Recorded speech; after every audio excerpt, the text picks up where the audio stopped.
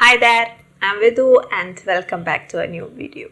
February 1, 1946. Rating R.K. Singh resigns from the Royal Indian Navy. And that is quite an unprecedented move because in Royal Indian Navy, the ratings could either get demobilized or retire or get dismissed, but they never resign. So that one unprecedented act snowballs into a full-fledged mutiny by the time we reached 23rd of February. And that mutiny came to be called the last war of independence. And that is how significant the Royal Indian Navy Mutiny is in the history of India. But if it is that significant, why haven't we talked about it or heard about it in schools? Let's try to find the answer to that question in this video. We know of the role of Indians, especially the Indian soldiers, in Second World War, where we were fighting for the British. There were 2.5 million Indian personnel in the British Army during the Second World War. And a large part of that recruitment drive also went into the Royal Indian Navy.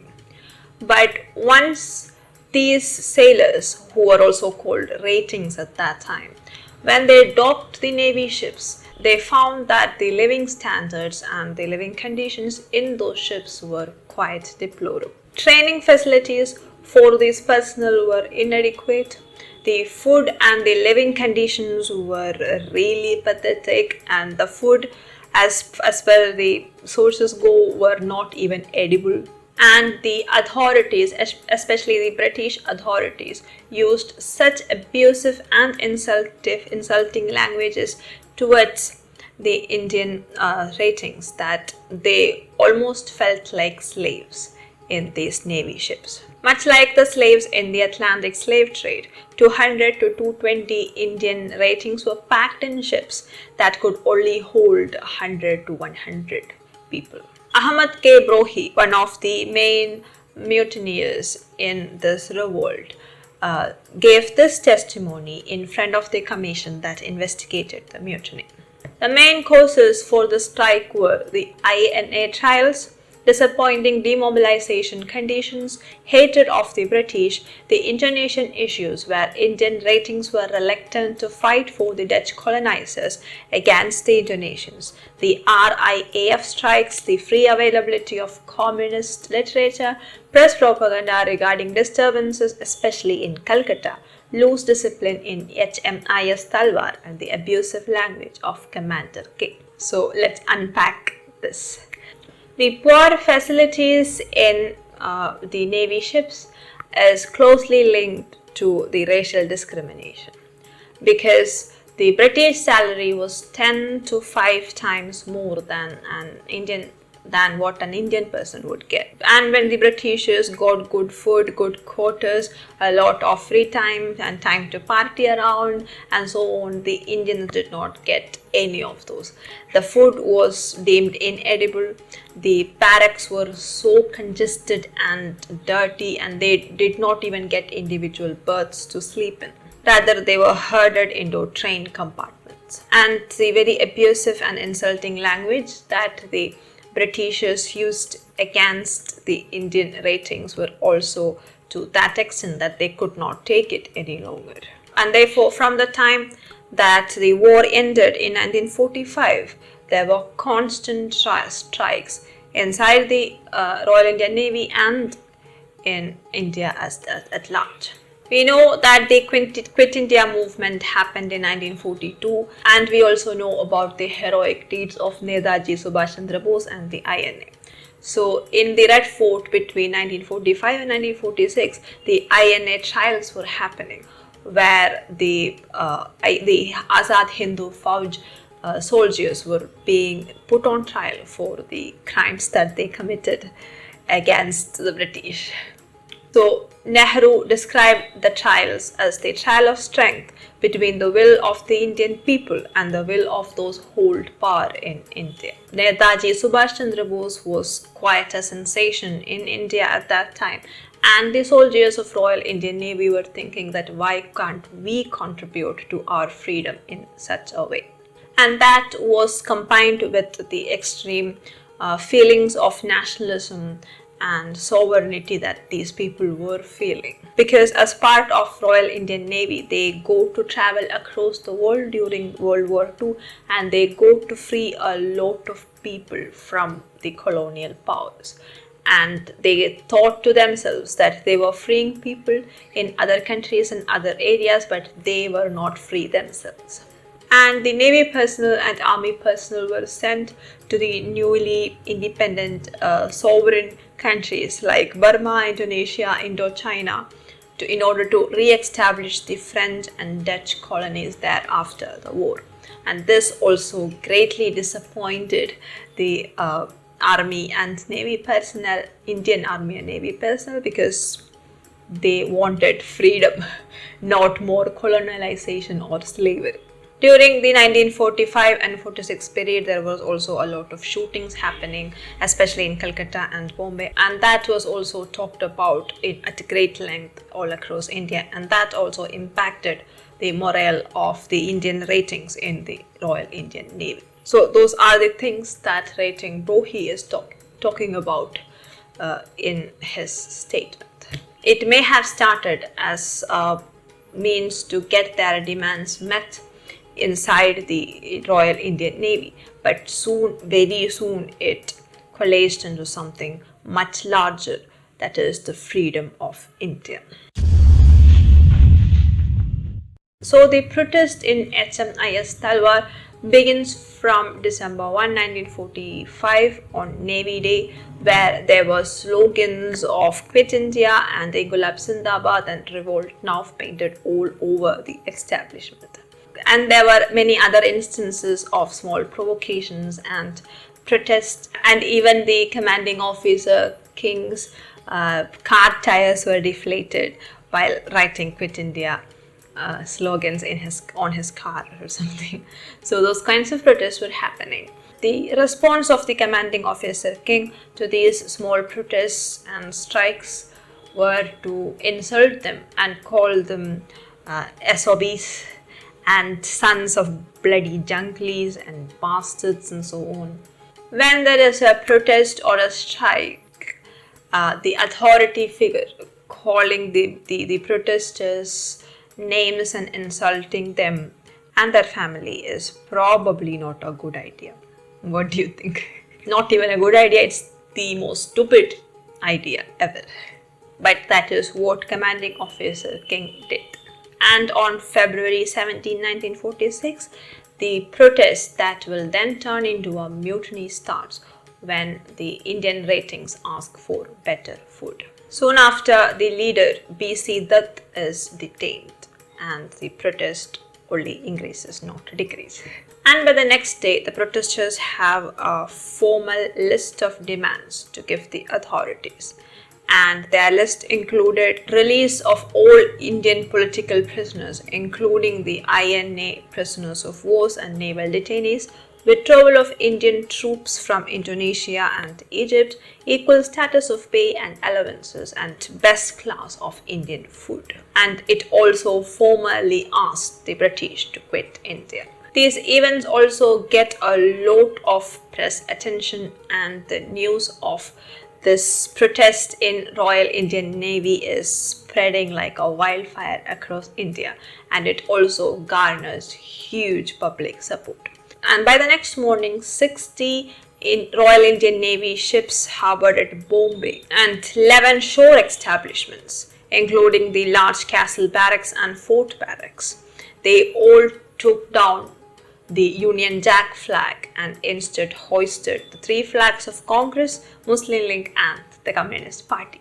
And by 20th October, the strike has spread to Calcutta, Karachi, Madras, Jamnagar, Visakhapatnam, Cochin and other Navy stations. Royal Indian Armed Forces also involved in this protest, and the entire army and navy personnel is either in support of or protesting, actively participating in this mutiny. But interesting fact, the Congress leaders or the nationalist leaders at that time did not support this huge effort, and the British authorities took note of that. Admiral Godfrey asked these mutineers to stand down and go back to their barracks, probably because he would have told them that if you go back, we will meet all your demands. But once they were inside the barracks, they were surrounded. The ratings, who were trained in arms and fought a world war, were surrounded by the British force, and they had no choice but to fight back for their life. So the whole idea of ahimsa went out of the window, and it became a bloody mutiny after that. There were battles between the Indian ratings and the British soldiers many places. An important one is the Battle of Castle Barracks. In all of these fights, the Indian soldiers and the British army stood down.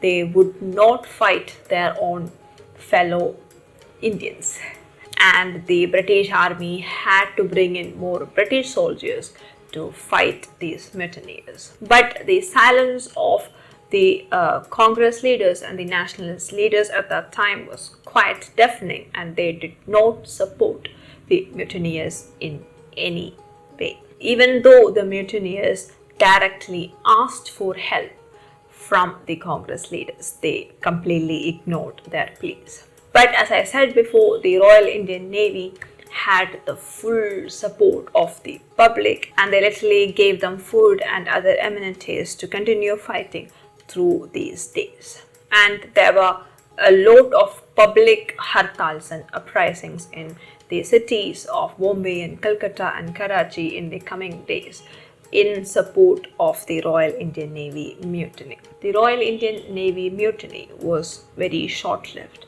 but the fight would have continued, and the fight would have put considerable pressure on the British, much like the 1857 revolt. But why was the surrender so quick? The reason might surprise you. The mutineers surrendered because the Congress leaders and the Muslim League leaders asked them to surrender. And that surrender happened on 23rd February 1946. But of course, the people who supported the Royal Indian Navy Mutiny continued with their strikes, protests and hartals all across the important states in India for the days to come. On 22nd December, the main leaders of the mutiny gave their last statement, where they said, "Our strike has been a historic event in the life of our nation. For the first time, the blood of men in the services and in the streets flowed together in a common cause. We in the services will never forget this. We know also that you, our brothers and sisters, will not forget. Long live our great people. Jai Hind." It seems like maybe we forgot.